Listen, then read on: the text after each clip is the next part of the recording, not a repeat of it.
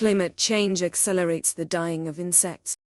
Climate change accelerates the dying of insects and the melting of glaciers and poles, through which the waters of the oceans are rising and destroying life-essential land for living and cultivation for human beings, animals, other creatures and all life forms in general. Excerpt from the 802nd Contact, Thursday, 12th May 2022, 752. Especially on land heavily used for agriculture, fewer and fewer insects can be found, although these are vital and absolutely indispensable for the whole of nature, its fauna and flora, and thus also for humankind and for the existence of the planet. Insects are decisive for the future of our nature and thus for fauna and flora and all life on the planet as a whole. The beneficial insects help, always seen from the human being's point of view, regarding what he or she deems beneficial, which naturally is not necessarily true to keep vermin species under control. Insects decompose dead material, which in turn enriches and fertilises the soil as nutrients, while flying insects are responsible for the important work of pollinating many important food plants. For example, as they pollinate the blossoms of fruit trees, as well as many spices, which can only produce their fruit or spice through this pollination.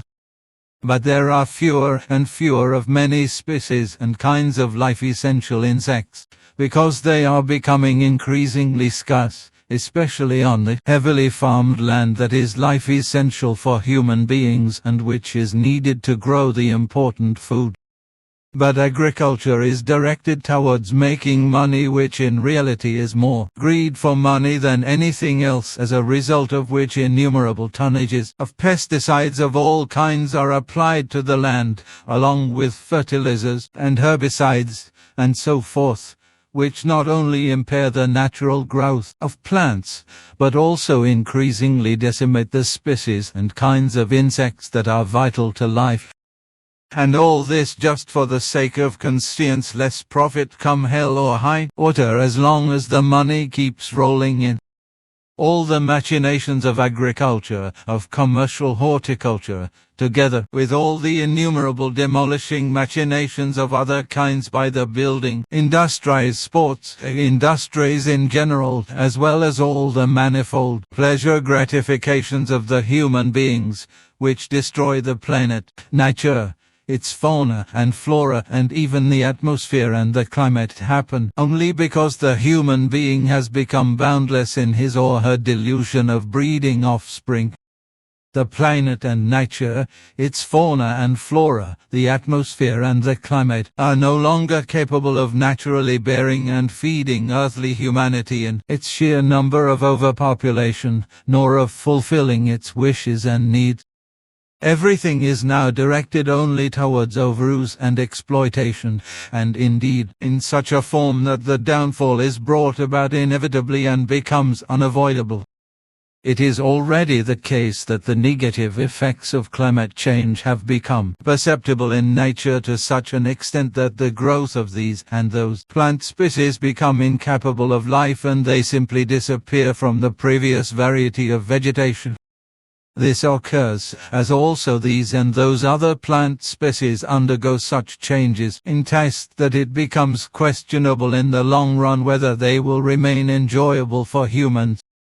But climate change also brings in its wake that in the future edible and unenjoyable and even poisonous plants will grow next to each other that look deceptively the same. So it will be the case starting especially with mushrooms, which comprise some 7.6 million species and kinds worldwide, that the poisonous and the edible ones will grow equally side by side, looking deceptively alike, some good for the human being, edible and nutritious, whereas others will be poisonous and even deadly.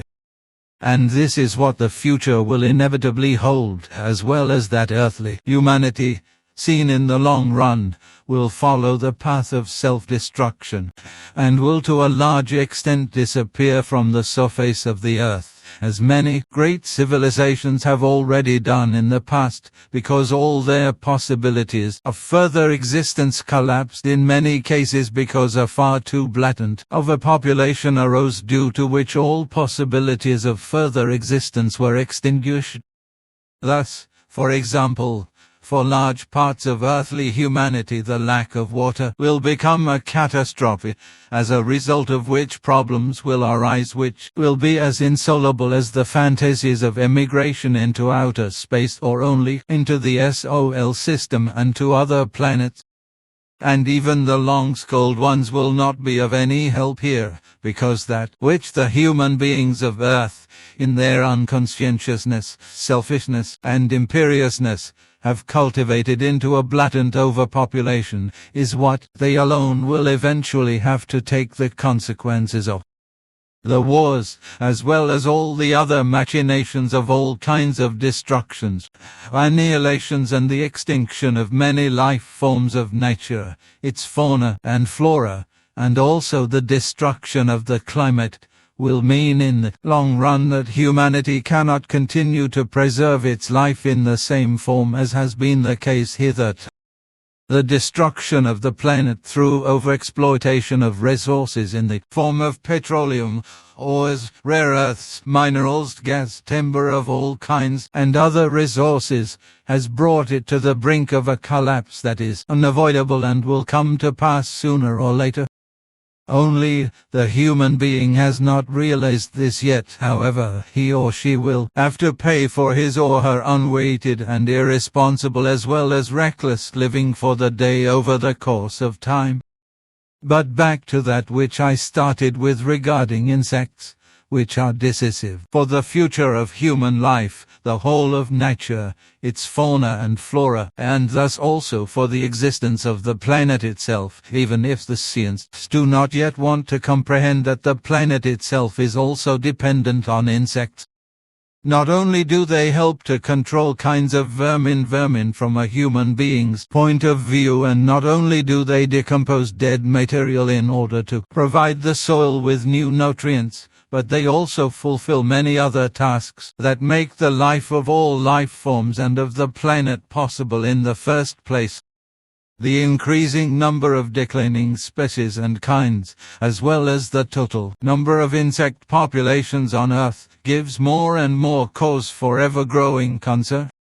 The already blatant loss of insect biodiversity has been endangering the extremely vital ecological functions for some considerable time, and increasingly so. This, however, threatens the basis of life and the food security of the human beings as well as of all living creatures of the earth in general. Nevertheless, hardly any human being cares about it and lives unweighted, conscienceless and indifferently for the day despite the already looming eco-catastrophe.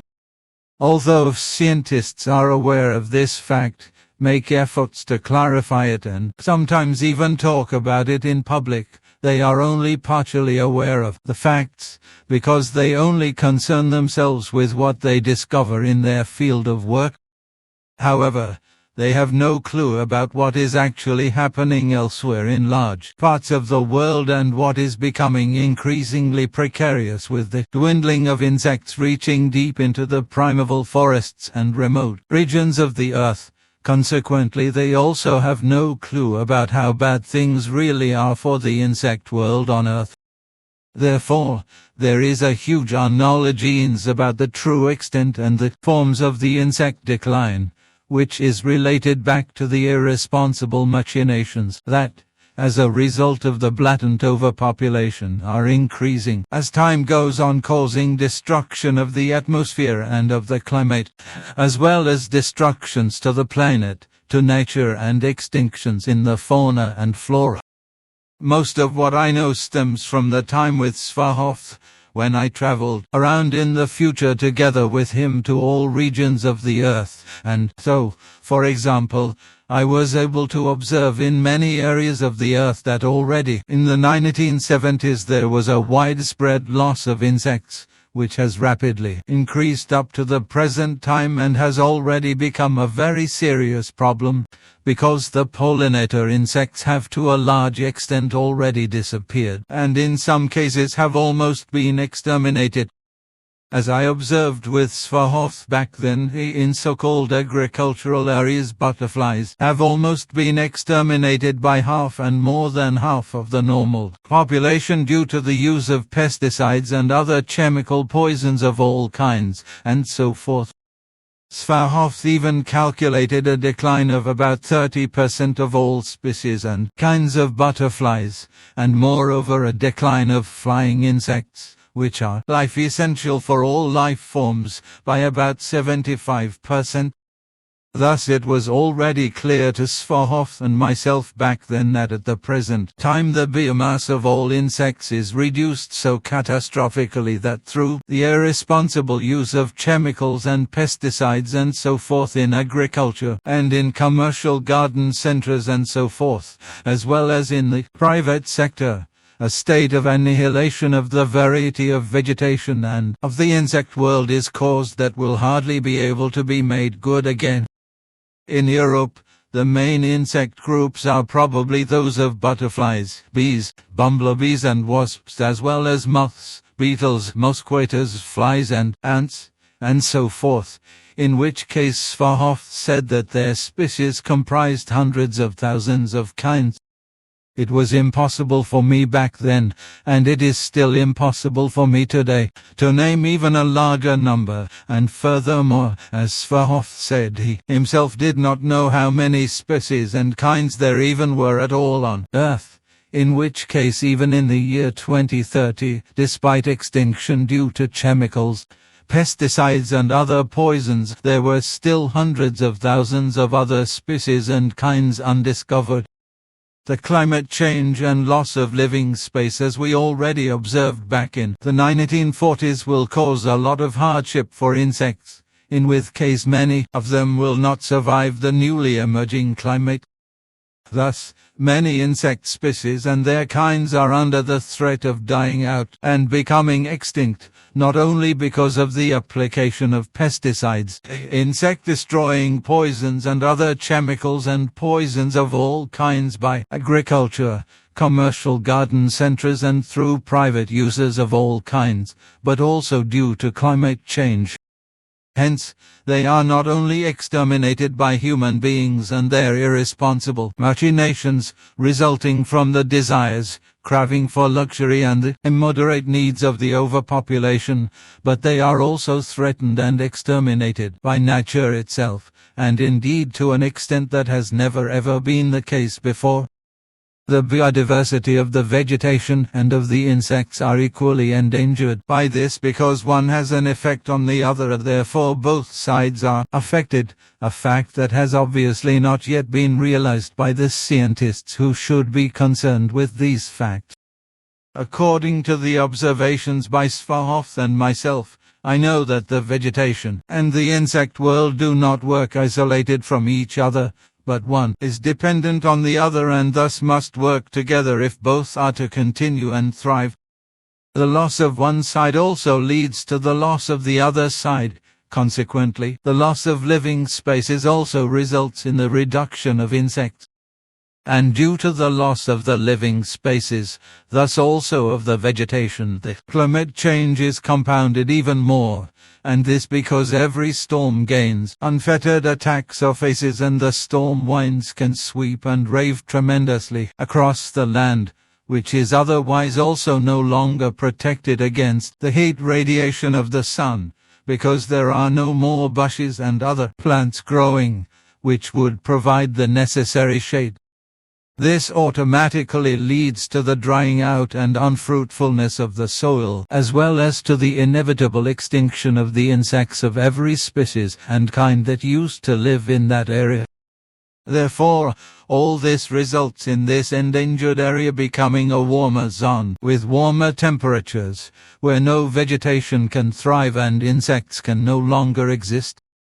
Climate change is not only destroying the basis of life for insects, but also for their species and kinds themselves, as it is also disturbing the nature of the planet to such an extent that the entire natural systems get out of control.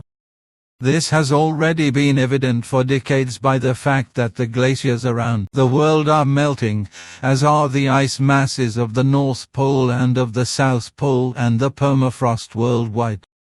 Already, a total of over 50% of the Earth's eternal ice masses have dissolved, causing the waters of the sea levels around the world to rise to such an extent that not only the living space of the human beings is endangered, and new habitable space is becoming increasingly precarious, and this the more the overpopulation grows. Not only is precious beach land lost due to the melting of the poles and glaciers, but with it also the habitat of many species and kinds of the insect world, through which these are slowly but surely falling victim to extinction.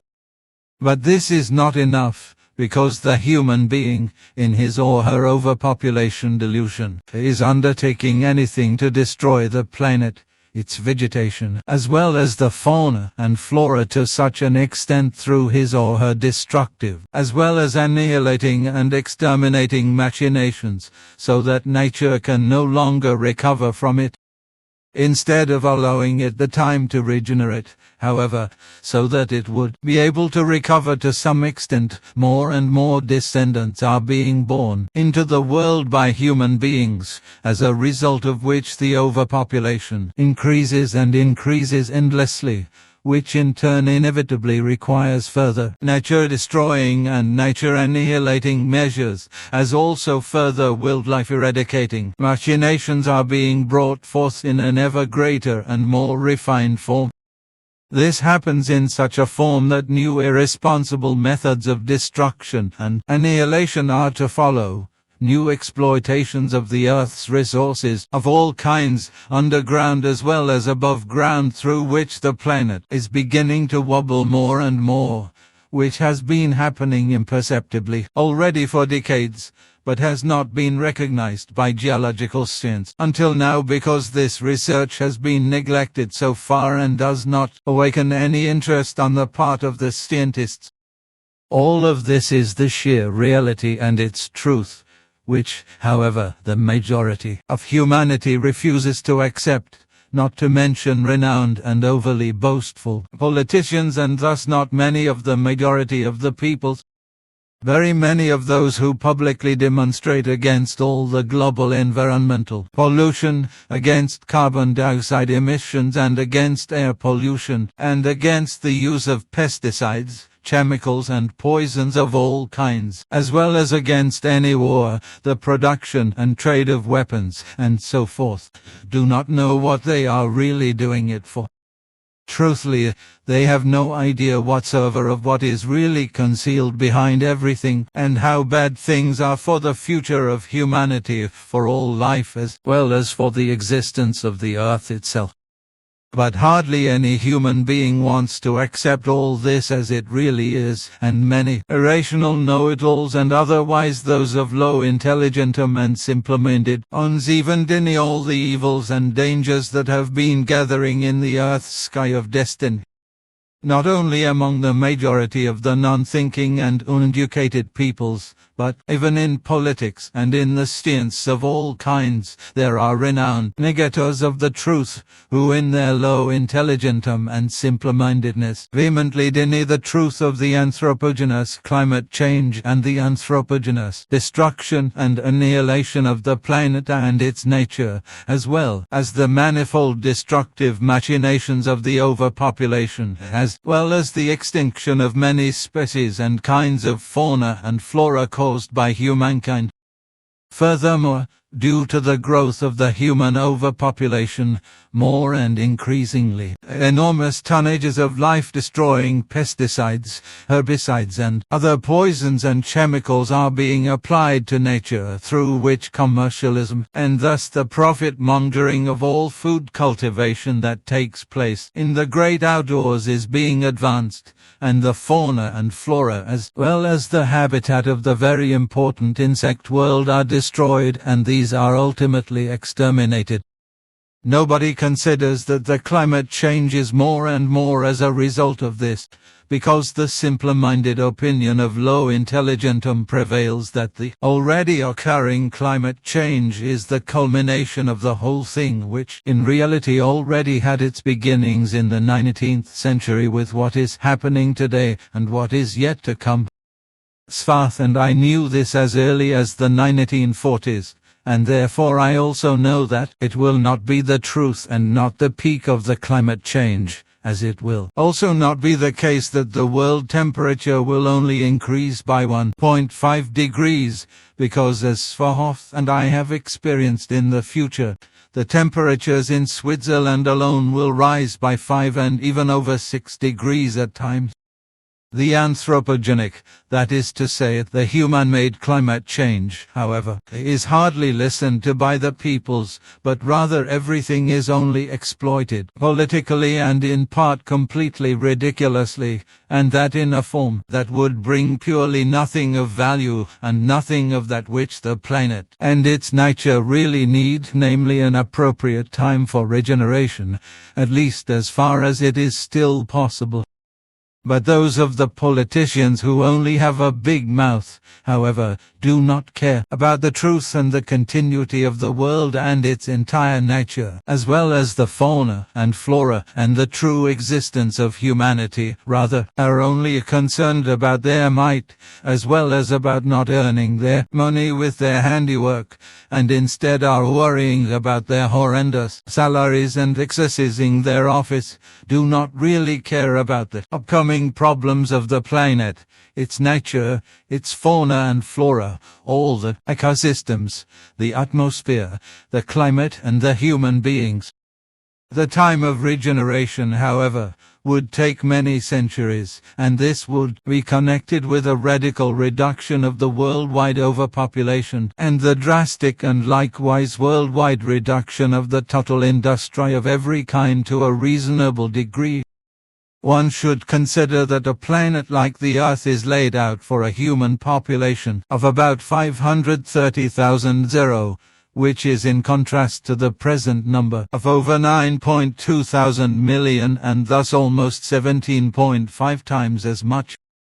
Even the so-called experts who are concerned with the phenomenon of climate change obviously do not know that the whole of this is only that which is looming ahead as a precursor to the climate change, because, in the long run it will, in its entirety, bring about such changes in the whole of nature which the scientists are not able to imagine. For the first time in the history of humankind of Earth, this science is in the situation to recognize the importance of the interactions in our global biodiversity. However, it does not think far enough, and thus not with honor of the fact that the blatant overpopulation is equally to blame for all the misery of all the destructions and annihilations to the planet, to nature and the extinctions in the fauna and flora. This is the case, as it is for the already permanently disturbed and impaired atmosphere, in which carbon dioxide is deposited in such an altering form that it becomes precarious over time. Truly, I am neither a prophet, this designation is completely wrong anyway, nor a world savior, but simply a proclaimer of the reality and its truth, and I tell that which will come and be for a long time ahead.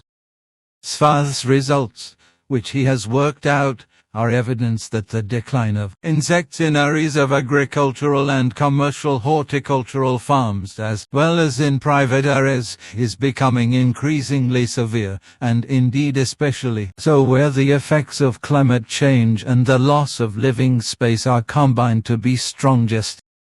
Due to agriculture and commercial horticulture being more and more intensified, the effects of climate change are also increasing. The natural habitat is increasingly destroyed and climate change can strike unfettered, while in areas used agriculturally and commercially by horticulture, many insect species are, as time goes on, more and more in decline.